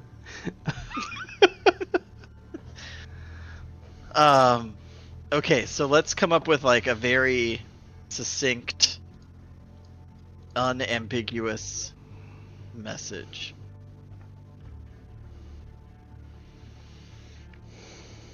I mean, I like see you soon.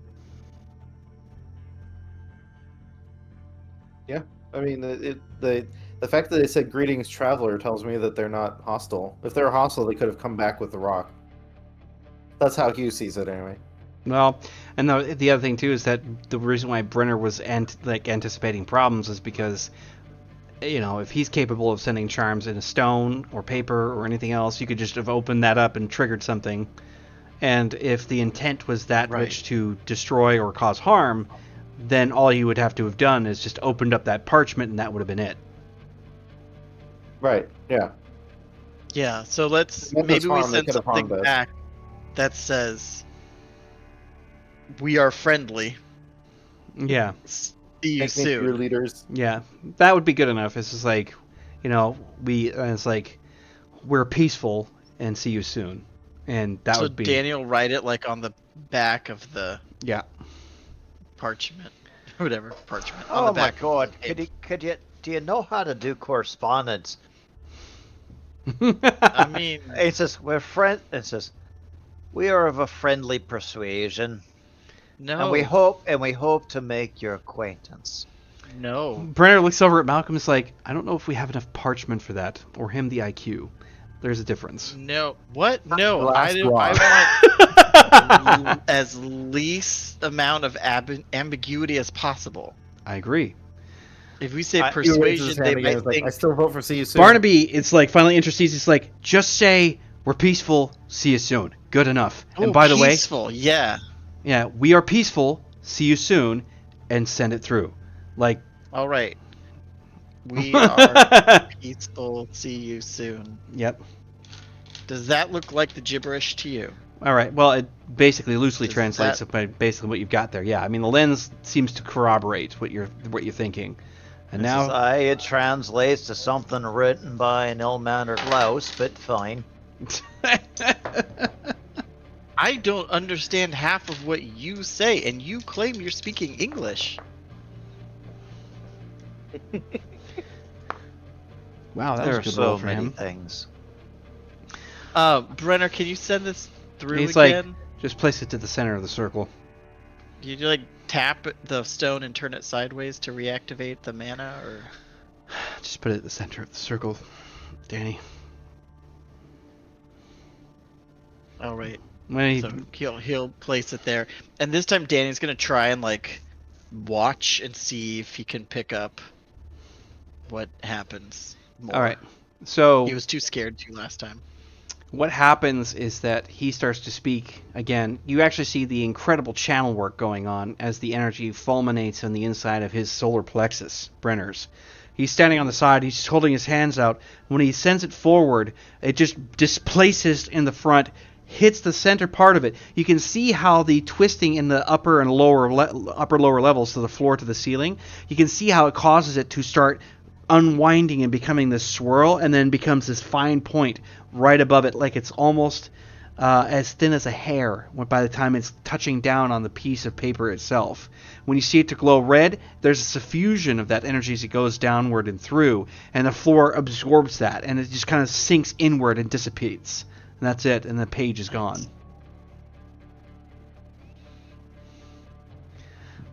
But he's like, that was actually significantly easier than trying to send the stone through. That's interesting. Maybe it's based on mass. I would assume that that's probably got something to do with it. Should we all go through at the same time? I would recommend you- that we do either that, or one at a time is suicidal. Two at the very least, but we should Yeah, probably that's all the travel fly. if we're going to be doing this. Yeah, I don't want to end up like part Hugh. No offense, but like, And we can't leave you behind, Danny, because if we leave you behind here, even with Barnaby, who's to say what's going to happen if the gate is open and doesn't close? Better to have you with us so we can see what you're doing than not with us at all. yeah, no. I was thinking if there's a way you can send. We'll have to know, find two some through means and of then- reinforcement to get everybody through. Make it easier on me, anyway. Yeah, can Silva and I help? You might. Yes, actually, you might. Should we hold hands? Really. Well, this is going to take a little bit more time, and I have to do one more time skip, but you guys end up formulating some more information and reinforcing your kind of point of entry here. There's no return after sending the leaflet through, and when you're finally ready to rock do come this back, though? experiment... Well, the rock had already... He didn't send the rock, he just sent the leaflet. That's it, Oh. as reply. Does So- it come back with like nuh-uh. No, Sorry. you. I was thinking just sort of like a D-pick just right there, just sort of out of context. Like, GG, no RE. we need something proper for this. Oh, I haven't been listening to the music at all. I've been worried. It's not like the music's not a cue for like horrible things happening. Well, no, my connection's been working so nicely. remember. Oh, but now it's all ominous. I Yeah, liked it before with my innocence. Your own fault. Oh, I didn't double click Here's that. the pamphlet for foreign languages. Just speak English. Hold on.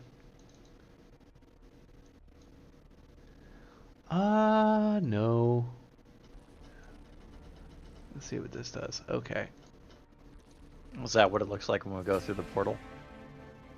All right. Yeah. This is Oh, actually... nice. All right. So we get this gate reinforced, right? Inspirational music. Yep. We've all decided that nobody's going to be left behind because we don't know what we're dealing with. So there's no point in trying to hide that. And we begin our way through. And so we're standing together as part of this. And he's got a similar stone, a charm that he's been spending some time on. But he's just like, I'm just going to call it a guiding stone because I don't know what else to say. But it's because of Silva that we actually have anything like this. So here goes nothing.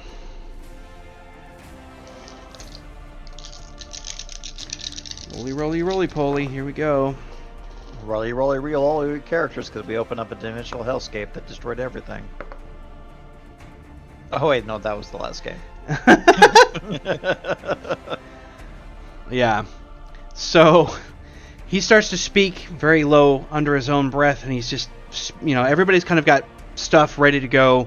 Like you have a small, Barnaby's got his weapons attached, and he's got extra magazines and ammunition with him. Like everybody's prepped. Like could be anything. Let's just wait. So he's speaking to this at the center. You guys are surrounding him in a circle. As he talks, everyone can feel this drop tone inside of their own body. It's kind of like a reverberation. And you, of course, are going to be watching as the energy pinpoints itself directly on this charm and then links out to each one of you in a perfect star. And goes in this particular way and then envelops you. And that drop tone that you feel inside your chests is from that energy causing an envelope that's around everyone. And as he completes the subtle incantation that goes underneath it all, you feel this sudden shift. And there's a warmth that's around you, but not overwhelming heat, but you still see that same glow kind of like bringing itself out. And when it intensifies to a point where you almost can't really see things without squinting, it goes rapid flash and then starts to die down. When you come out the other side of whatever this is, you're standing in a similar structure, but it's actually part of the building that you're supposed to be in. The floor is this immaculate silver. It is absolutely gorgeous, and it carries that same spiral-like look to it. When you look up to the arched ceiling, which almost looks like it's made out of marble, has that exact spiraling encounter, like it's mirroring itself in that same way. But it's flat on bottom and three-dimensional on top. And when you're doing that, you're looking around, there are these incredibly long slit windows that stare out into a vast city. When you're looking out that way, these buildings dwarf that of Night City by far. No smog in the air of any kind. Lots of air traffic. What you can see are just jumpers that are moving backwards and forwards in all locations. But there's sunlight pouring in, like it's middle of the morning. But, Malcolm, you're stepped back and you're just out of range. You're like, oh shit, that was one thing you were not expecting to run into, was that. You're lucky that you didn't land in one of the beams of sunlight by accident. Yikes. Yeah. Where's Malcolm? Just a pile of dust. Well, I mean, technically we could roll for that. Oh my gosh. You would. That would be a. No, he got crit, so you were not in the wrong spot. Thank goodness. Okay. But yeah, you're seeing that, but you actually see most of the sunlight, and despite the terror, you're seeing the illuminant, the illuminant sunlight everywhere, and you haven't dared to be close to a window that's this far open in a long time. But I mean, you take steps back. Good to know. Yeah. But you take steps back, and what's funny is that this room is not by itself. There's a whole chamber, as everyone had been standing there. So you've got the one side, which is this, what do you call it? A gabled almost. It sticks out from the side of the building clearly, because there's this bench that goes around underneath these windows, so you can sit and look out. But on the opposite direction, you have this wide open chamber, and there's this individual standing there looking at all of you as you come through. He's younger, probably in his mid-20s by his look. Dark hair. He's got robes on, and they go down to just above like the bone and the ankle, so he's able to kind of walk around without any trouble. They're very pristine, and underneath of which is like ornate, like leafing and folding of it all. Looks similar to like a kimono, but not quite. Like he's just kind of standing there. It's like says something in a language you don't understand.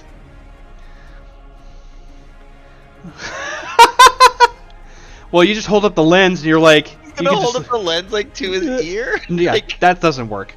But you hello? you look through the lens and he continues to talk and it begins to interpret. And it's like, oh my great gods. Like, it's just as you guys are standing there and the guy just steps back, it's like, do you even understand me? The only one that nods. He's like, Danny's like afraid to like thumbs up, like, you know, like, right. He's gonna like hold the lens, like. Yeah, you guys are like you've got Barnaby in his casual military fatigues, weapon in hand. He's just basically like this, like holding himself in position, just standing there poised. You've got Malcolm, who's like backing away from the sunlight towards like the wall to stay away from it as much as he possibly can, almost not even paying attention to this guy. Brenner is just like in awe. He's just watching everything that he can absorb into it. Hugh, what are you up to? You're probably doing like, hear me in this! Like, I just imagine you coming at him like that. Not exactly what he's gonna do. I mean, he doesn't understand language, but he's like, hey there, and then reaching Hugh, out. Do you have a card? Of course. And so Danny's gonna like take one of Hugh's cards and like hold it up, like under the lens, like pointing Yeah. the other way so he can see, and like point at him and like hold it. Yeah. Well, the man like tentatively comes up to you. He's like, Hugh, man. That's me. And then he reaches out to shake his hand. He like takes a step back and looks at you like. You realize that he's like not coming too terribly close. He's like 5 feet, but still capable of reading all of that. And he's just like, he pulls his hands up like this. When he calls out, it's just somebody's name, and you guys are left here inside of this chamber as he sort of like calls out to this person, because it doesn't register it as like common language. It says name ? Because it doesn't identify as anything else. It's just contextual. And then he looks over the rest of you, and he just says, welcome to New Avalon, and just dips his head very casually like this. He said And that he's in English? No, he said that in his own language, but on the lens you can read it out. Danny will just be like, thank you, we come in peace. Yeah, and you have to flip it. Oh my god. Yeah, like, That's a good way to work Yep. to stop. Yep. good. Yeah, fucking hell, man. Yep. I figure between Danny and Brenner, they can like figure a translation, you know, Babelfish. Question Spell for mechanics wise. Yeah. Was the modern plate armor protect him from the sunlight? What's that? What kind of armor? The modern plate armor that he's wearing protect him from sunlight? Actually, And knowing the would fact him- that she understood what you were, let's find out. She did understand. Yeah, actually. Actually, it and enhances the sunlight. would him draping his kilt over like a hood. Yeah, I protect mean, his like, head from the fabric sunlight? stops sunlight. It's no different than Okay, putting a shutter so- onto a window. You're going to be, like, sealed up, but it's going to be uncomfortable. That's gonna have to do. All right, Go yeah. from So Man in the Iron Mask. you guys have stepped into one of my, like, really interesting, or at least what I consider to be interesting, side worlds that I've been, like, futzing around with for a long time. Yeah. And I don't get a chance to, like, play glorious music. When does that happen? I never.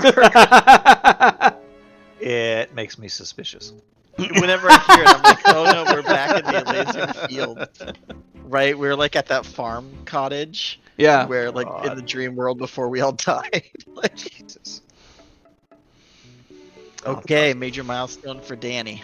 Yes, indeed. And that is freaking awesome. And yes, definitely those gift subs were crazy. Remarking on Joker's comment there. Lots of them. Good God. Yeah, we had nine viewers.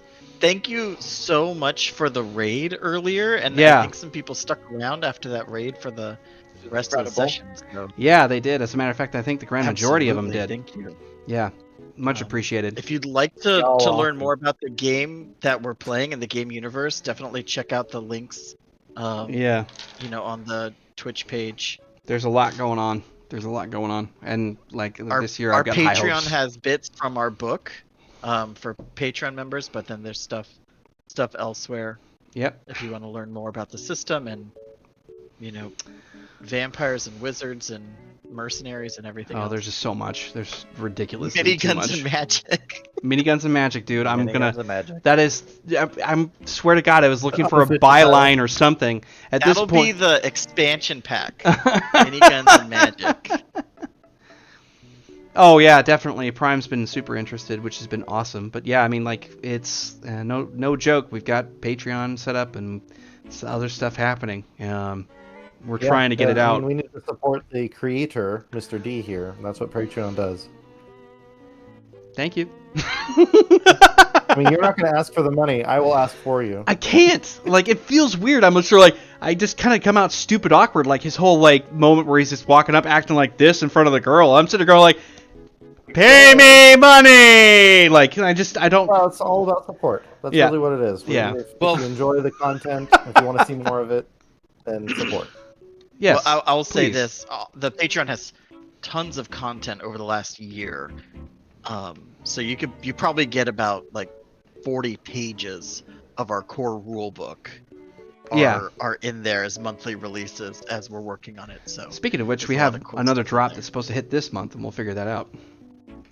Figure that out. I got sick. You know, my Yes. brain turned off. I slept for like 40 hours over 3 days. Yeah, definitely no issue, but I mean, we're still pushing that stuff out, and we're trying to stay as active as possible.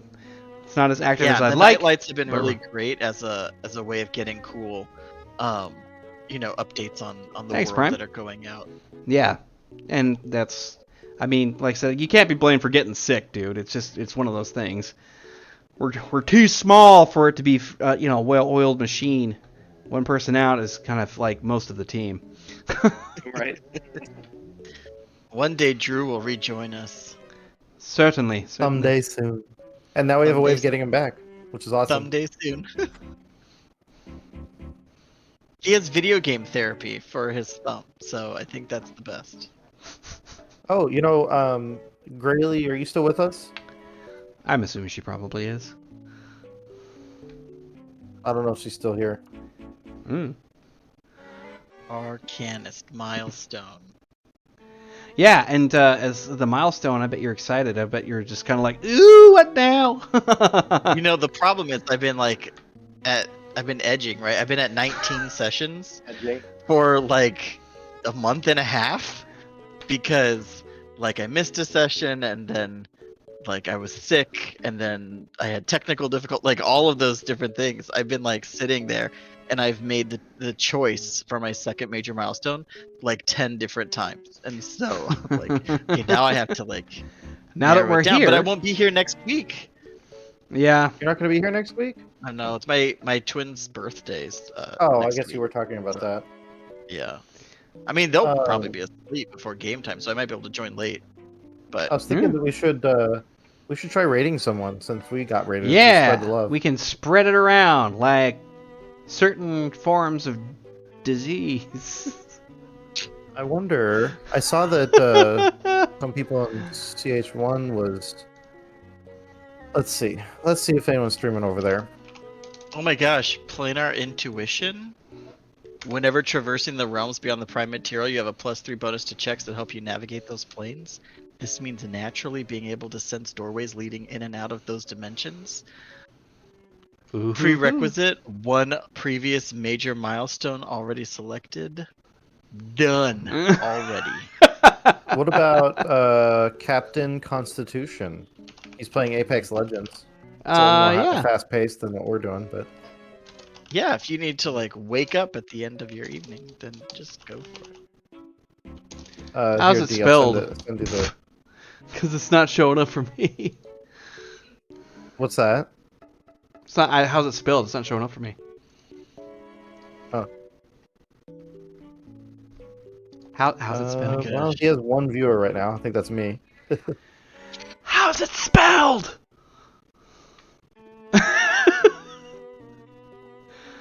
Am I Well, you know on what? I mute? could probably just go. Was I it, could go can to you your. do it directly? What's that? Can you just do it directly?